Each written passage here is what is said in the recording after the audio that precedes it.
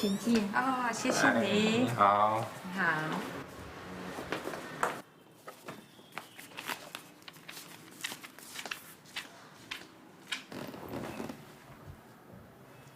停止的地方我们会继续讨论。 That is not to say that all Bible studies come into the truth, but at least in conducting several studies, you have the feeling of working thoroughly, of giving a thorough witness to all these people, and that makes us very happy. Chores around the home are part of the regular assignment.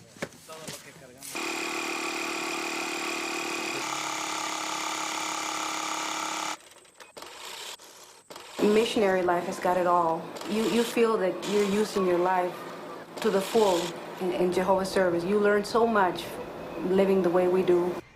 To be a missionary, you can't be afraid of work because there's a lot of physical work in the missionary home to keep it clean.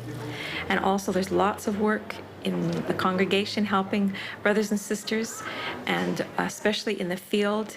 There's enormous changes that people have to make. So you really have to work hard in helping people to come in the truth. Missionaries have the privilege of teaching many people the truth that leads to everlasting life. This is the grandest reward. When you feel that love from your brothers and sisters and from the interested people that you have the privilege to study with them, it's just a wonderful feeling. I studied with Segundo and his wife Mercedes. They studied with Sister Anita Ulloa, and she studied with Margarita. So we have 1, 2, 3, 4 generations. I believe that I do better than any medical doctor here that saves the life, because he can save the life for about 5, 10, 20 years. But if I can help somebody to accept the truth, I can help him to live forever. What better thing can you do? A very full day of work will likely conclude with spiritual meetings or personal and family study. You go to bed tired, but satisfied because you feel you did what you were supposed to. Even though they come from distant lands, missionaries have found new places to call home. My family is here, my work is here, all my friends, all my children are here. Now I am determined to stay here. And it's our desire to remain as missionaries as long as Jehovah permits, our health permits, and the governments on foreign soil permits. It's a career, it's a way of life for us, and we would like to remain forever.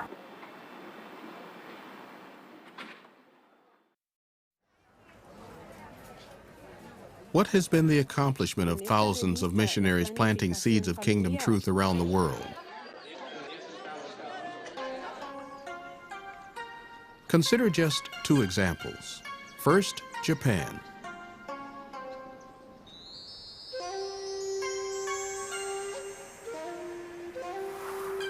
A country steeped in the Shinto and Buddhist religions, it did not seem at first to be a likely location for a large harvest of Christians.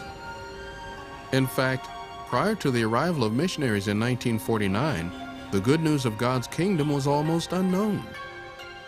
We looked at those people and we knew at the time there were only a handful, maybe half a dozen kingdom publishers active in the country. We wondered, well, will anything ever come out of this? In time, more missionaries would come. Over the years, some 168 would serve there. Listen to Matsui Ishii, one of the handful of Jehovah's Witnesses preaching in Japan before the arrival of Gilead missionaries.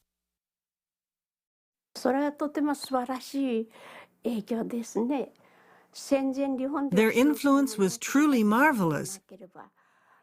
Before the war in Japan, there were no meetings or assemblies. We never got together. We didn't study the Bible together. So when the missionary brothers and sisters came, meetings became regular, conventions were started, and all sorts of things got organized, so that we, who'd been blind up until then, were brought to life spiritually. あれは本当に霊的に生かされて。Those early missionaries